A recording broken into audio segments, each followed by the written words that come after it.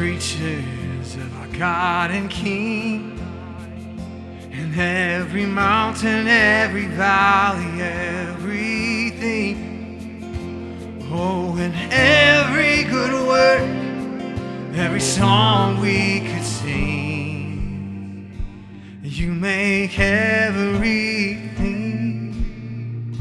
You make everything beautiful.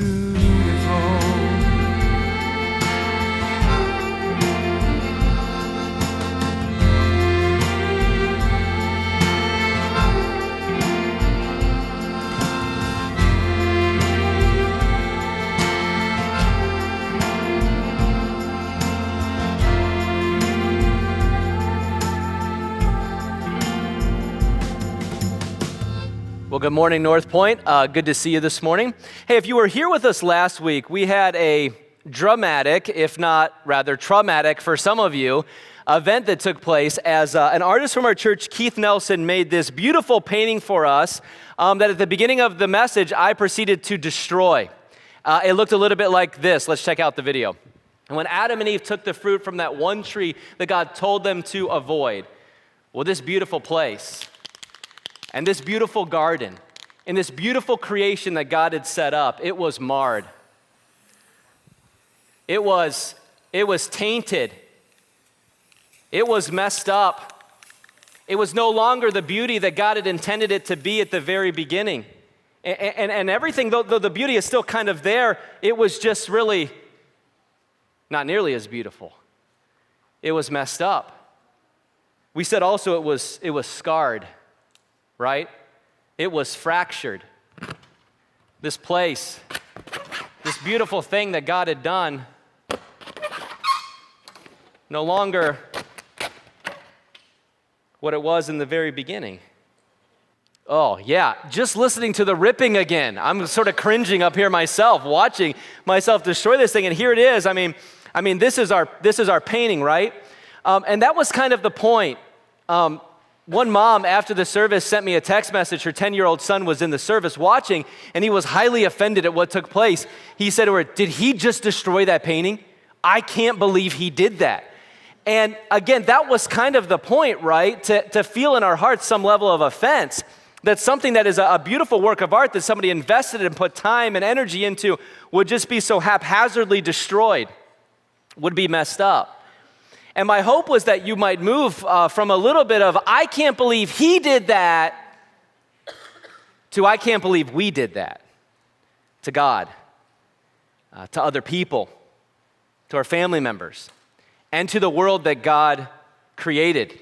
Because this is indeed what we have done to God's created world. And what we've done to ourselves in the taking of that fruit and rebelling against God, the sins we have in our lives, we're really saying no to God. And this messed up everything that we experience, every relationship we have, and everything in this world. It also messed up beauty. And that's what we've been looking at, right? How this marred and messed up and tainted beauty in our lives. So much so that now that the world that we live in that looks a little bit more like this, right, leads us to really one of two extremes when it comes to beauty. On the one hand, we might completely avoid beauty. Don't have time for that, shouldn't put effort and energy in that. We fail to realize how beauties come from God, they express God, and they point us back to God. We fail to appreciate and cultivate them in Him. On one hand, we might do that. And on the other hand, like humans tend to do, we go so far in the opposite direction, is we abuse the beauties. We just overindulge in them. We worship and we serve created things. We try to go to those created things, those physical things for our pleasure and our joy and our hope and our comfort, apart and separate from God, and we get addicted to those things, and we get so far separated from the connection of beauty to our Creator because we overindulge in all of those things. Well, here's the thing today. We've got this painting up here for us, and I would love to see this painting not look so marred and nasty, wouldn't you? I would love to see this thing look a whole lot better, but I've got a little bit of a problem, and that problem is that I don't really have an physical artistic bone in my body at all. I've told you before, if we are ever in a group playing Pictionary, choose a different partner for your team. You don't want me on your team. I can barely do stick figures. My family makes fun of me for how bad I can't draw, right? And so I'm being serious with you today. I have no ability to do anything about this painting. But as I look out there among you, I think there might be somebody who can do something about this. In fact, I think maybe the creator of this painting is out there somewhere. I actually see him right here in about the 7th row. Keith Nelson is right here. Keith, raise your hand for me a minute. Keith, you know what? You know me a little bit, and you know my lack of ability to do anything about this painting, but I think you could do something about it. So do you think you'd be willing to do that? All right, I'm going to take that as a yes. Keith, why don't you come up here? Give Keith a hand as he comes up here.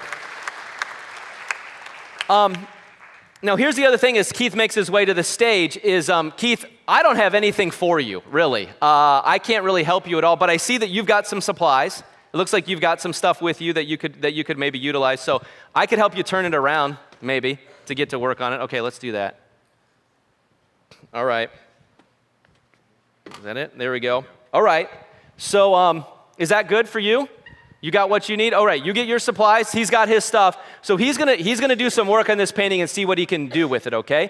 So while he does that, we're gonna talk about how Jesus redeems what has been lost and broken in this world. Does that sound good? All right, so you can watch him a little bit. Don't be overly distracted, but you can watch him. And we're going to talk about Jesus this morning and what he does to redeem what we have really messed up. We're going to do this today, and we talk a lot about the big story. And in part, that's what we've been doing in this series, spending a lot of weeks on the creation of beauty. Last week, we talked about how the beauty is marred and we've really messed it up. Today, we're going to talk about how Jesus redeems that beauty. But this is something we often talk about, the big story. And the reason I do this for us over and over again is because every single issue you have in your life, every struggle you have, every problem you have, every question you have in your life, it actually finds its answer in God's big story. His word gives us this story, and the life that you're living constantly has echoes of the big story that God has always been writing. And as followers of Jesus, the way the Bible lays this out for us is three big movements to the big story. There is a creation, there is a fall, a rebellion against God. There's a redemption that comes through Jesus Christ, God's Son. And then there is a final restoration where everything is put back to the way it's supposed to be. Now, I think you know this, but you could take all the issues, questions, and problems that you have in your life, and you can run them through the grid of that big story to show you purpose and meaning, to give answers. So marriage and relationships, for instance, you can run them through that grid of the big story. God created marriage. He created it to be this beautiful one-flesh relationship. But in the fall, when we sin against God, we mess that up. And so in marriage, we're going to wrestle for control.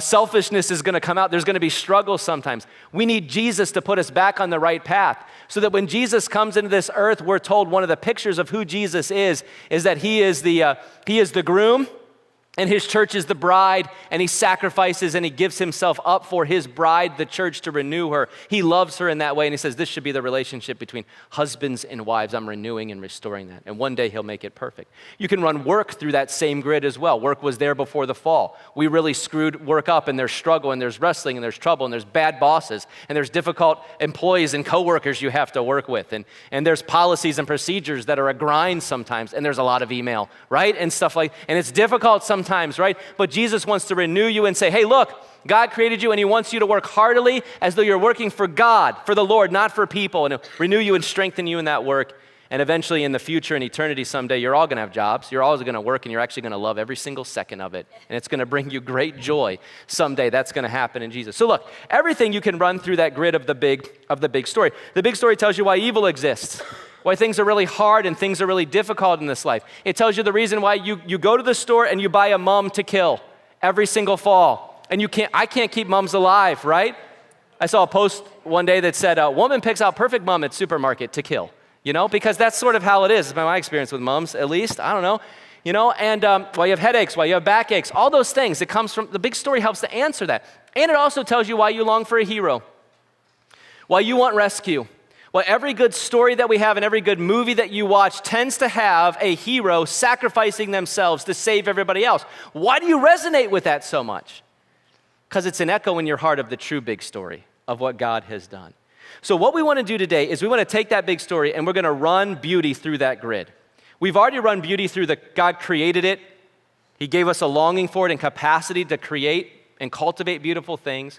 We messed it up. Remember the painting, we sort of screwed it up, it's marred, but Jesus comes back to redeem that for us. And I want to do this today through what I'm just going to call two streams, okay? These are two streams of beauty, and how God puts that back together for us. And these two streams are going to then flow into one glorious river of the grace of God in Jesus' redemption of beauty. So for the first stream, turn to Ephesians chapter 2 in your Bible, if you would. Ephesians chapter 2, and in the Bible's in front of you, it's on page 947. What Ephesians chapter 2 gives us is the reality of the fall and what that means for us. Like that ripped, torn painting, what it means for us. Now, while I'm doing that a minute, let me just check on Keith. You doing all right back here? All right, I'm getting the thumbs up. All right, it's gonna be good. So I'm gonna get a little peek. First service, all right, okay. It's looking good back there. You guys are just gonna have to wait for it. All right, Ephesians chapter 2, here's the first stream. We're gonna call this the death to life stream, what Jesus is doing, the death to life stream, okay? And notice how Paul lays it out in Ephesians 2 in verse 1. He says this, as for you, you were dead in your transgressions and sins, in which you used to live when you followed the ways of this world and of the ruler of the kingdom of the air, the spirit who is now at work in those who are disobedient. Now, who is this ruler of the kingdom of the air, the spirit at work in those who are disobedient? That's the serpent from Genesis chapter 3 from the very beginning. It's Satan. It's the devil. It's the arch enemy of God who tempts you, who tries to pull you away, who tries to deceive you like he deceived Eve from the very beginning, right? And we listen to him and we follow those ways. Verse 3, all of us, every single person, lived among them at one time, gratifying the cravings of our flesh and following its desires and thoughts. Well, that sounds like last week, right?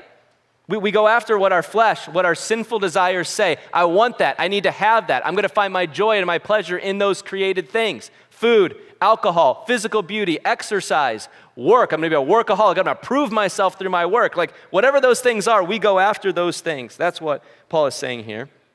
All of us lived among them doing this. And then like the rest, we were by nature deserving of wrath.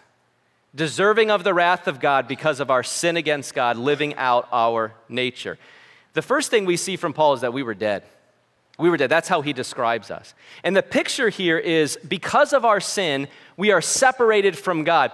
Paul describes it as death. Now, he doesn't primarily mean physical death here. If you remember, that was a consequence of Adam's sin. God told him, you came from the dust of the ground, now you're going to return to the dust of the ground. That wasn't the original design. But because of Adam's sin, he would physically die. Paul's not primarily talking about physical death here, though. He's talking about spiritual death. That we are separated from the God who created us because within us, we have a sin nature that produces sin actions. We live according to what we are, and that separates us from God. Sin nature, sin actions, and then the sin consequences separated from God. The inclination of our heart is towards selfishness, towards doing what we want to do. David said this, I was sinful from birth. I was sinful from birth. I came out of the womb as a sinner. Now, you know this, and you've heard this classic illustration tons of times, but I'll just share it again. We don't have to teach toddlers how to say no. You don't have to teach toddlers how to protect their territory, to not want to share, to hit someone else with their toy because it is theirs and it belongs to them, even though they did nothing to purchase it for themselves, right? That's theirs. This is mine. This is what we say, right? You don't teach them that. It's in there. That's the sin nature that's inside of us to be about ourselves, and it results in particular sin actions, which has separated us from God. Last week when we talked about depravity, moral depravity, this is what we're talking about here. We live out what we are, and therefore, we deserve the consequence of those actions. That's what verse 3 is saying. We were by nature, one translation says, children of wrath. Children of wrath. That's what we're born into. That's what we deserve. We deserve actually punishment for these sins. If God is holy, that means he can't tolerate sin. Otherwise, he would cease to be holy, right? When Adam and Eve sinned against God in the garden, what happened to them? They had to leave the garden. They had to be separated from walking with God in the presence of God, and an angel with the flaming sword blocked the way to the tree of life, right? Because of their sin actions. In other words, there has to be justice. There has to be righteousness. Otherwise, if there wasn't justice and righteousness, if there wasn't a standard to which we're all accountable, the whole world would turn evil in every way, and God himself would be corrupt. And nobody wants to live in that world, right? Any takers on that world? No, it'd be complete anarchy, right? Now, I know that this is true in you, and I know that you feel this echo of the big story in your heart. And here's the way that it goes for us, this justice and righteousness and consequence thing. You're very gracious with yourself when it comes to justice. I know this.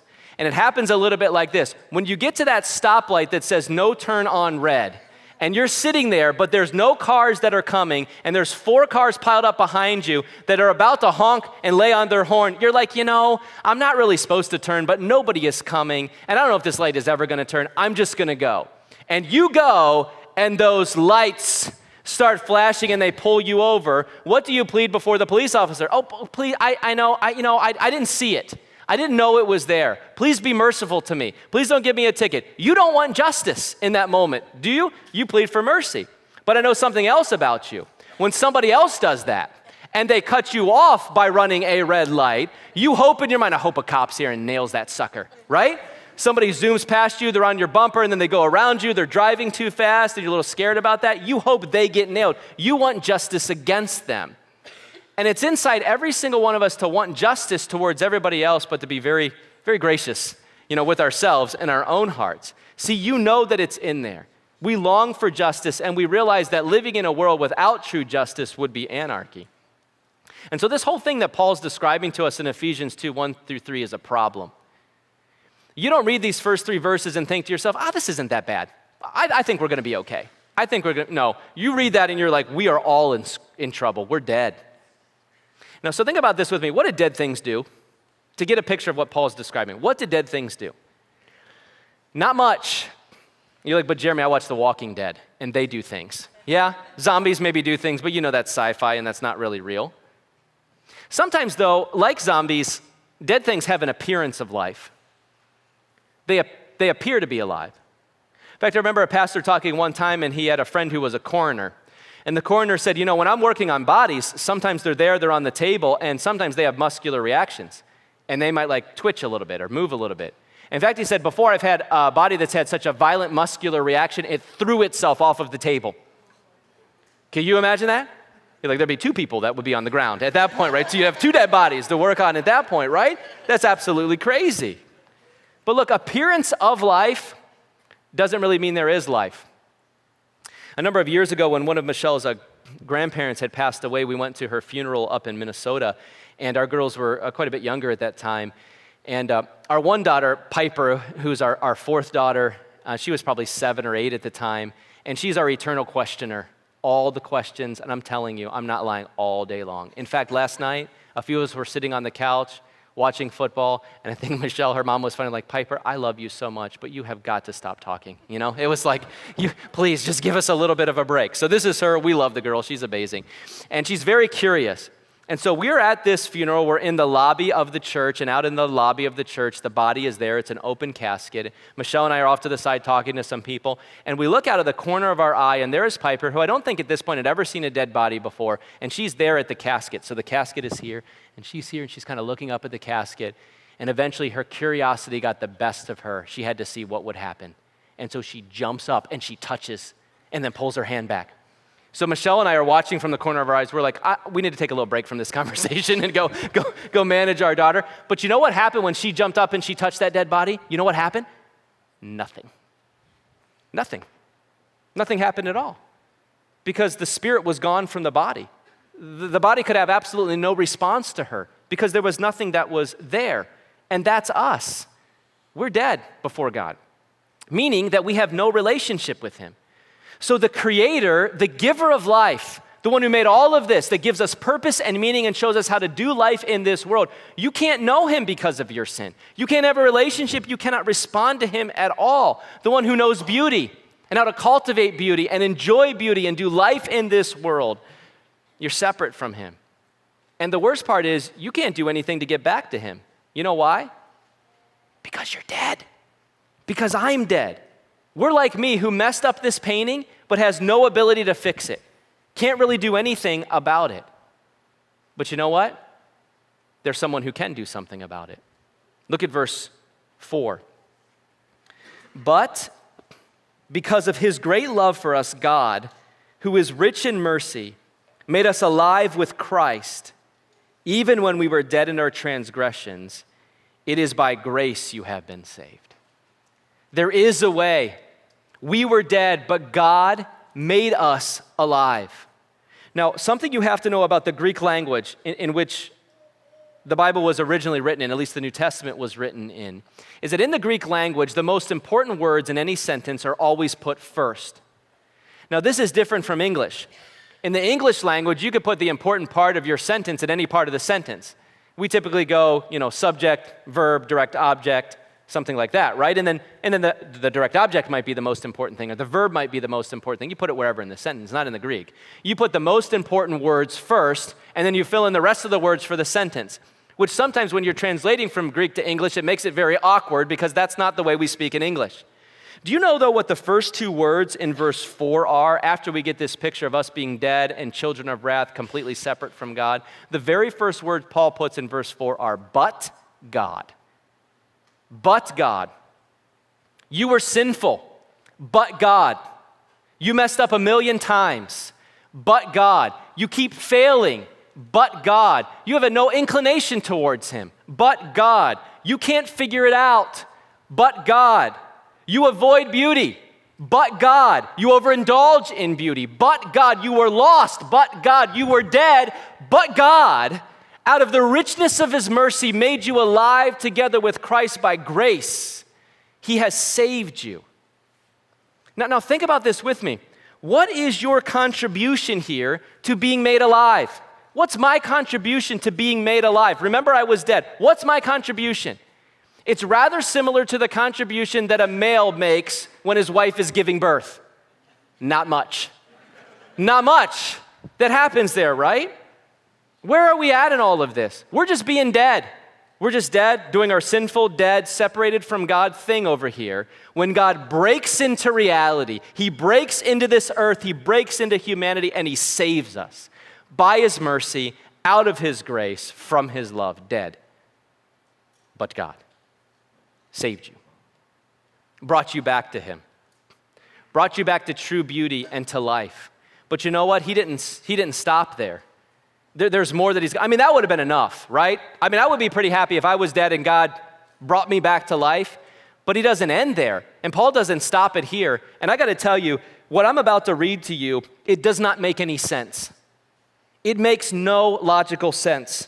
But listen to what else God does. Verse 6, and in addition to making us alive, God raised us up with Christ. What does that mean? Well, when was Christ raised up? He was raised up on a cross to give His life for us.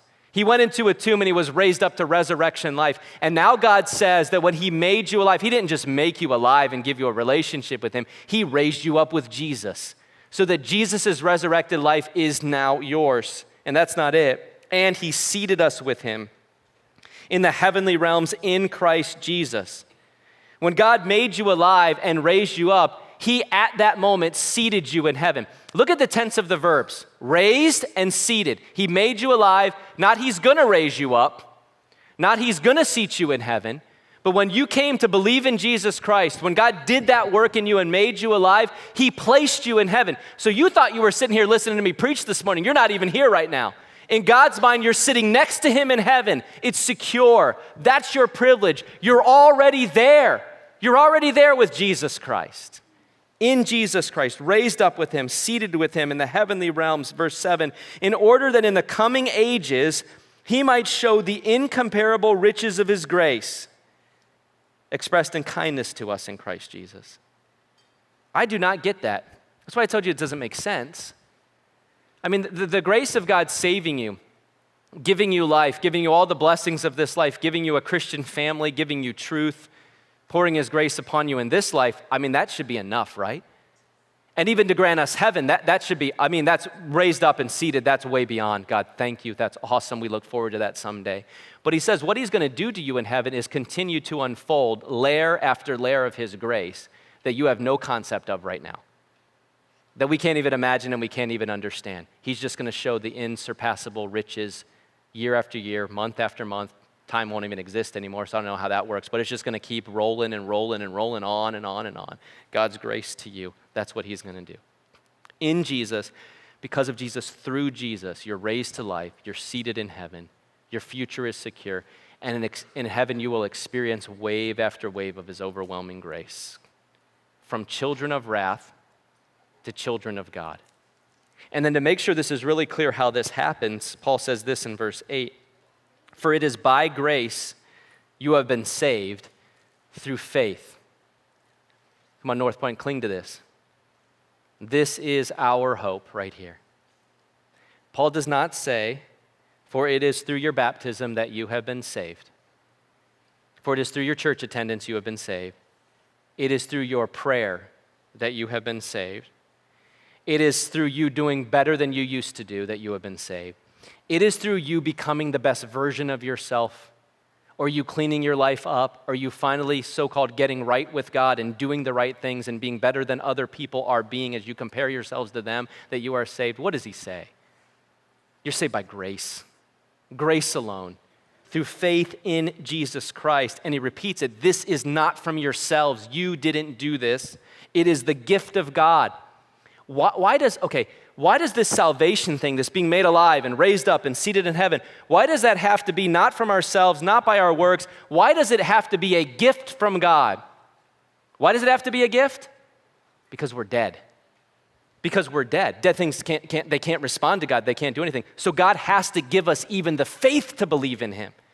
Now, yes, you have to believe in the gospel, that Jesus Christ died and that he resurrected from the grave. That's the hope in real time that we live in and that we believe. But here Paul says that's a gift that God gives to you. Even the faith to believe comes as a gift of God's grace to us. Verse 9, one more time. Paul's like, I'm not sure if you guys are getting it yet, so let me say it one more time. Not by works, verse 9, so that no one can boast.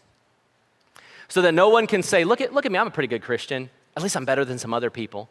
I mean, I lead a small group, or I've been in a small group, and I go to church more than the average person. I've only seen that person like once this last month. I've been here like 2 or 3 times, you know. And certainly a lot of my neighbors are mowing their grass on Sunday morning, and like, I'm here. They're going to ball games. Like, look at me, I'm in church. Like, okay, I'm doing good. You wouldn't say that out loud to anybody, of course. But in your heart, you're kind of like, I contributed to this. Like, I'm doing the right thing. Certainly God's got to let me in, right? I mean, I'm not perfect, but I'm doing pretty good. I'm doing all right. Really? Just read this passage, man, and let it blow you away. It's not from yourself, so that you don't boast. There's only one Savior, and his name is Jesus. You know, when I read that and I think about the pride that we sometimes have in our hearts to think we're pretty good people, we're pretty spiritual, we've kind of earned this. It's sort of like when your toddler, like your 3-year-old wants to help you bake or change the oil on your car, okay? So we got Kylie. And I'm going to switch it up, okay, so we don't have gender stereotypes here. Kylie is going to help Dad change the oil out in the garage, and Tommy's going to help Mom bake in the kitchen, and they're 3 years old, right? So Kylie and Tommy are going to do these things. Now, if you're a parent and sometimes your toddler is like, hey, Daddy, can I help you? Mommy, can I help you with that? You're like, I love you, and yes, I guess you can help me because I should be a good parent and I should allow you to participate with me, and we're going to spend quality time together. And then when Kylie and Tommy help you baking cookies or doing the oil change, we live in the Instagram culture, so when we get done with that, and Tommy is holding the plate of cookies being like, look at what I made. Grandma and Grandpa smile at me and like this on Facebook, right? And then Kylie's out in the garage with an oil wrench in her hand and a little smear of oil like, I changed the oil for Daddy in the car. We all smile at that and we think that's beautiful, right? But if you're the parent, you're like, you know what happened in this process? You made me spend a whole lot more time, and it's a whole lot more messy, and it's a whole lot more difficult. Tommy and Kylie didn't change the oil and bake the cookies. Mom or Dad had to do that. You just made it a lot more difficult and take a lot more time to get the job done, right? You just messed it up a little bit more. And we love you, and we're for you, and we want to do all those kinds of things with you because we love you, but you didn't really help that much, right? I'm just being honest this morning. Some of you are like, wow, you're really mean. Dad. No, it's true. And this is what Paul is trying to get across to us. Before Jesus, we just mess things up, man. We just do our own thing. We're so selfish, and we're separated from God. But God, rich in mercy, gives us the gift of faith, raises us up, seated us with him in the heavenly places. And you know why this is the best news in the world? I mean, if you can let your pride go and let your, no, I'm something, go, if you can let go of that, this will become to you the greatest news you have ever heard. Because if you didn't earn your relationship with God by your works, you don't keep it by your works. On the other hand, if you earned it, then you got to keep it. And you better keep going, you better keep performing, and you better keep earning. And you never know for sure if you're going to get in until the end. There's some whole religions that are based on that. I don't know, I got to keep doing the good thing in the hopes that I will make it there someday, right? But what did Jesus say about you? How did he say this works? You're already seated in heaven. You are already there because it's not about your works and what you do and what you look like. It's about what I did. and giving my life for you on the cross and resurrecting from the grave. You already have it now. And that whole reality, when it can grip your heart, it does something in you. What is this immensity of grace if I take this in? What does it do in me? Look at verse 10. It says this, "For we are God's handiwork, created in Christ Jesus to do good works, which God prepared in advance for us to do." You were dead, but made alive in Jesus as God's masterpiece. Remember that humans back in Genesis chapter 1 were the pinnacle of God's creation. And in humans, God places his image inside of them, and he says, now you're going to represent me. You're going to walk with me. You're going to know me like no other part of the creation. And by the way, you're going to take care of all this creation. You're going to cultivate it. You're going to protect it. You're going to develop it in relationships with other humans. And it's going to be really, really good. But when we rebelled against God and we took that fruit, we screwed the whole thing up, man. We marred it, we ripped it, we had to be separated from God. We're going to struggle in relationships with each other. Creation felt the weight of that as well. That's the dead part, right? But God sent Jesus to redeem us, to bring us back, to make us alive so that we could once again become the beautiful work of art he created us to be. That's what verse 10 is saying. The word handiwork in verse 10, it comes from the Greek word poema, from which we get our word poem. It means we are God's workmanship, his craftsmanship, his artwork. You are God's masterpiece. Did you know that? Now, you've seen some beauties in this world, I imagine, right? And I want you to think for just a minute, what are some of the most beautiful things that you have ever seen in this world? Some things from nature, landscape, works of art. What would you put up on the top of your list as the most captivatingly beautiful thing that you have ever seen before? Let's go through some of them. Some of them maybe this one first of all. If you've ever been to the Grand Canyon before, that's not bad. That would have to be up there on the list of beautiful, amazing, immense places. Or maybe at the Grand Canyon, you've been to this spot, Havasu Falls. Look at that. The rocks with the greenery, with the falls, it's aquamarine color. That's a place of beauty. Or maybe a place like this. This is the Iguazu Falls in Brazil. It's a UNESCO World Heritage Site. Now, I know some of you are like, Niagara, man. Niagara Falls, that's in America, that place, and it is for sure a place of beauty, especially in the winter when some of the water freezes and the lights that are there, some of you have probably been there. But the Iguazu Falls, we've got layers and greenery growing out from the rocks. One of the most beautiful, maybe, places in the entire world. Or maybe a place like this. This picture is taken in Italy at night with snow-capped mountains in the background, the Milky Way with all of its colors. We even get a shooting star in there as well. That'll do something to you, elicit some awe and wonder inside of your heart. Or maybe here, this one that's a lot more local. This is a guy from our church who has a 2-seater plane. He sent me this text actually just this last week. Out the right side of the plane, you see all the colors of the sky with the clouds looking down over God's creation. That's pretty beautiful right there. What is it for you? What would top your list as some of the most beautiful things you've ever seen in this life? You know, we could go on. We could talk about human masterpieces like the Mona Lisa. Perhaps the most priceless. Can you have a most priceless? I don't know. If you're priceless, you're just priceless, but the most priceless work of art of all time. Or the statue of David, which is maybe considered the greatest work of art in the history of the entire world. We could talk about the Statue of Liberty, the Eiffel Tower, or maybe one of the best, greatest works of art of all time, the Johnston Roundabout. Not worthy, not quite worthy of. I got to thank our crew for taking the drone out and getting a picture of this one. This is actually the Johnston-Grimes border right there. That is legitimately one of ours. We should go back to the sky picture, I think, probably. Look, all of those things are absolutely amazing. But you know what God says is his masterpiece? It's this. This is God's masterpiece. You. Me. Human beings that were made in God's image, that screwed it all up, and that Jesus is remaking in his image. Made and then remade in Jesus Christ. Ephesians 2:10 says we're his masterpiece created in Christ Jesus, which means we are recreated, we are renewed, we are remade. We have been restored, are being restored as Jesus' master work, then to do the good things God prepared for us to do. Did you notice that? To display his grace and his goodness. That's an echo back again to Genesis 1 and 2. What Jesus is doing in us is renewing this image of God inside of us to get back to doing the things he planned for us to do in the first place, the right things with the right motives. And we don't do those right things, those good works to get in. Paul's already been abundantly clear. This is not your work. This is not because of your effort. But once you come in and you trust in Jesus and he makes you alive and he seats you in heaven, right, and he raises you up, then you're going to want to live according to that.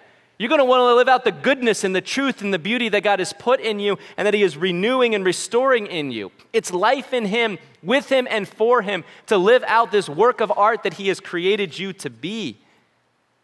If you've been saved by grace, God has remade you. And you're the artwork of God. That's how God sees you. Did you know for those of you that are here that struggle with your worth, your self-worth, and your achievements, and your value, and whether or not you can make friends and have friends, and if people love you and if you're worthy, which, by the way, is every single one of us at some point and at various times, and sometimes every single day for some of you. If you're struggling with that, do you know the primary answer to that is to see and to believe what Jesus has said about you? It's not fanciful. It's not just, oh, that's sentimental and that's just what you're supposed to say. No, God sent his son Jesus to this earth to take on human flesh so that he could look at you and say, you're my artwork. You are my masterpiece. You, not the Grand Canyon, that's great and all, but you are my masterpiece. That's where your worth comes from. That's where your value comes from. He moved you from being a child of wrath to being a child of God so that even if no one else sees it or understands it, God does. And he is your friend, and he is with you, and he is your Savior, and most of all, he is your Father, who says, I'm proud of you, and I love you, and I am with you no matter what comes. That's the truth that you need. That's what the big story does in you. That's what Jesus does in you. That's what Paul's trying to help you to see. And that also means you have a contribution to make to the beauty and the goodness in this world because you've been renewed by Jesus. I don't know exactly what your good works are.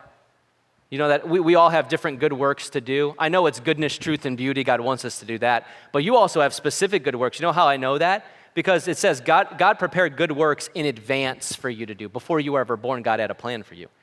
And he has good things for you to do. And he has people for you to impact. And that looks, like as many people as in here, there's as many plans as there are for what that looks like. And as many jobs and as many opportunities. God's got those things out there for you to do specifically. I know that a part of that plan, those good works God has, is for you to enjoy and to cultivate beauty in your family and in your work and with your friends. No matter how insignificant you think you are or how insignificant you think your work is or your life is or your contribution is, it is not insignificant to God. You're his masterpiece. And he's the one that really matters.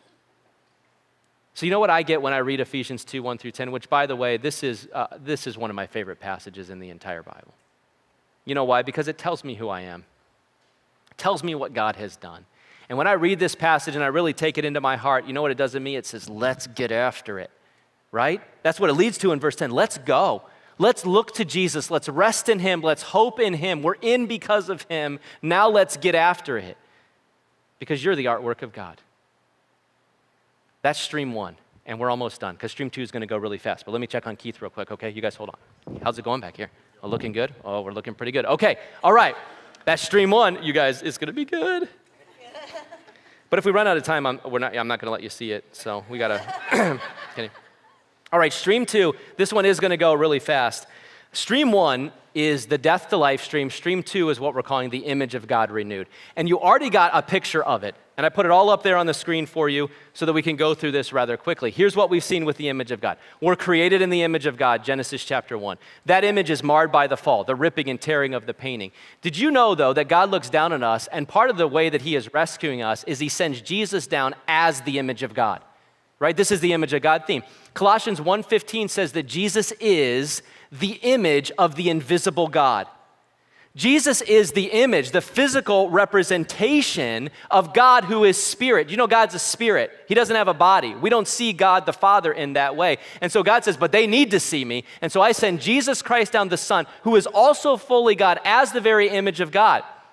In Hebrews, the writer of Hebrews says Jesus is the exact representation of God's nature. Jesus says, if you've seen me, you have seen the Father, because Jesus comes down as the very image of God to us.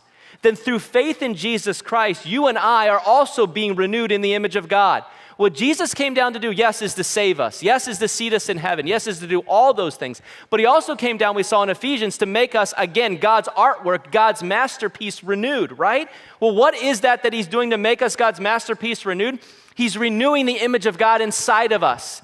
He's helping us to become conformed to his image, to be what God intended us to be from the garden in the very beginning, the place where we find life and meaning and purpose and enjoy and cultivate beauty, God's image in us. Jesus is renewing that. So we read things like this throughout the scriptures. For instance, in 2 Corinthians chapter 3, we read this: as we contemplate the glory of the Lord, as we as followers of Jesus, we contemplate, we look upon, we see his beauty, we are being transformed into his image from one degree of glory to the next. So yes, part of what Jesus is doing, we call it growing you in holiness, helping you to become more sanctified, helping you to become more like him. But what is the more like him? The more like him is the image of God, goodness, truth, and beauty. That's what he's doing inside of us. Through faith in Jesus, we are being renewed in God's image. And then lastly, one day we will perfectly express the image of God. Did you know that? That one day you will purposely express the image of God. 1 John chapter 3 and verse 2 says it this way: dear friends, right now we are God's children. You're already seated in heaven.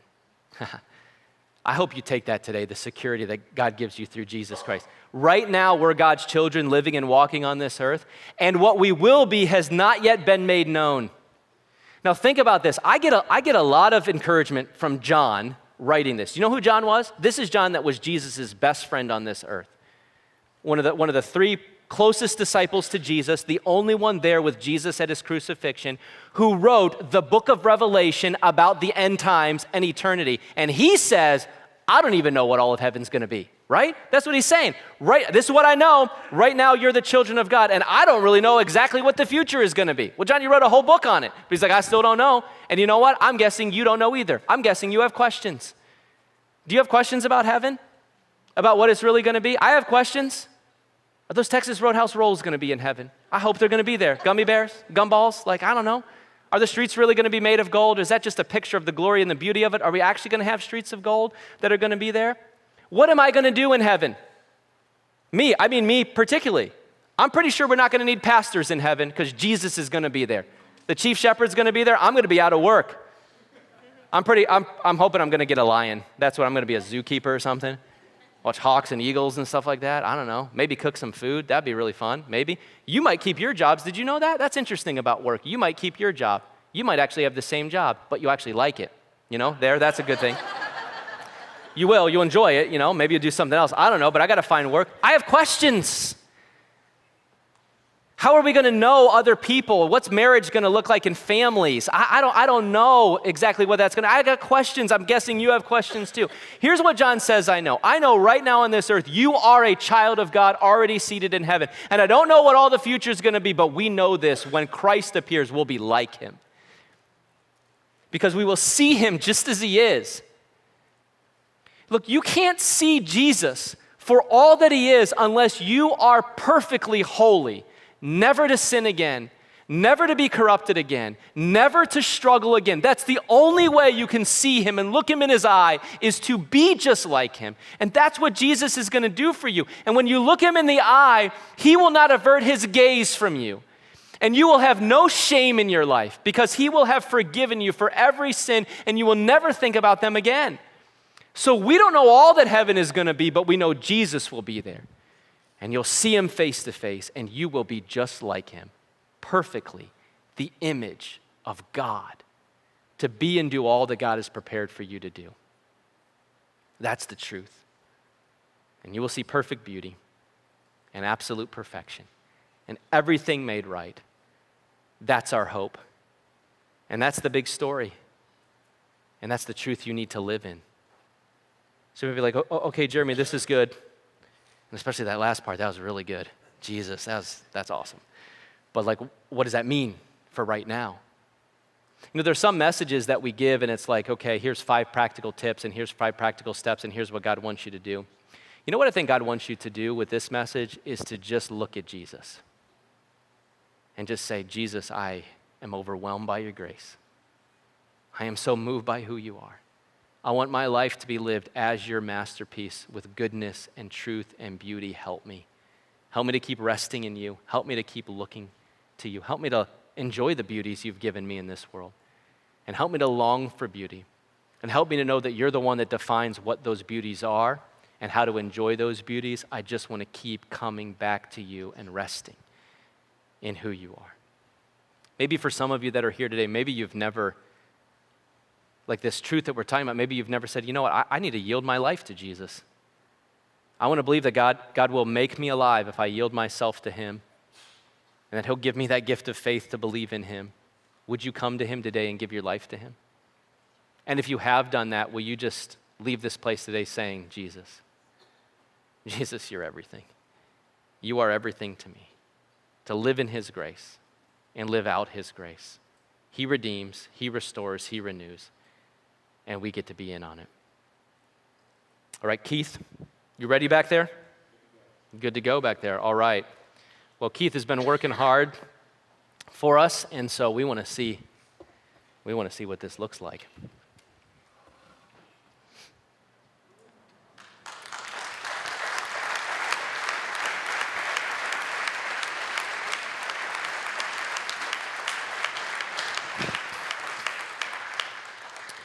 You know, you got to just take it in for a minute, right? You saw it. This wasn't a trick. This thing that was so beautiful and then was ruined has been restored. And you see something Keith has done with this to put an outline of a heart throughout the painting if you look closely at it because of his great mercy. God, who was rich in love, made us alive.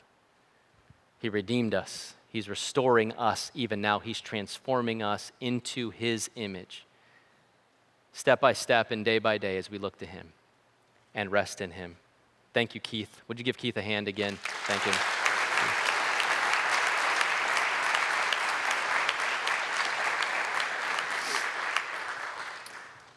You know, the truth that we want to remember, even by looking at this visual, is that as beautiful as this is and the pictures of those images we saw previously, the greatest work of art God is doing is in you and in the people that are sitting next to you, the people resting in the grace and the truth of Jesus Christ. This is what he's doing in us. There's some scars that are still there. If you came up and you look closely at the painting, you'll see they're still there. They're still there, but Jesus is transforming them into something beautiful, something good.